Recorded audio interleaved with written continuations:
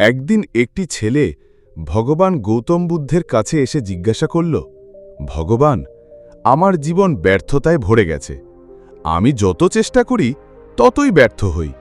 আমার কি কখনো সাফল্য আসবে না?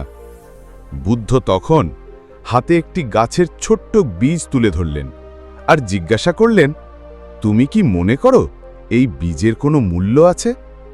ছেলেটি বলল, এটি খুবই ছোট, কোনো কাজে আসবে না।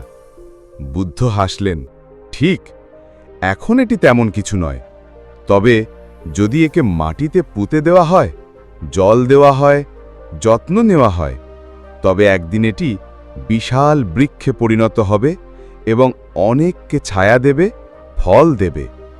তুমিও তেমনি। এখন হয়তো তুমি নিজেকে তুচ্ছ মনে করছো, কিন্তু যদি তুমি নিজেকে ভালোবাসো, চেষ্টা চালিয়ে যাও, ধৈর্য ধরো, তবে একদিন তুমিও বিশাল কিছু হয়ে উঠবে। জীবন ঠিক বীজের মতো, সঠিক যত্ন পেলে সে বিস্ফোরণ ঘটায়।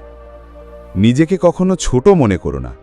প্রতিটি মানুষের মধ্যেই রয়েছে এক বিশাল সম্ভাবনার বীজ।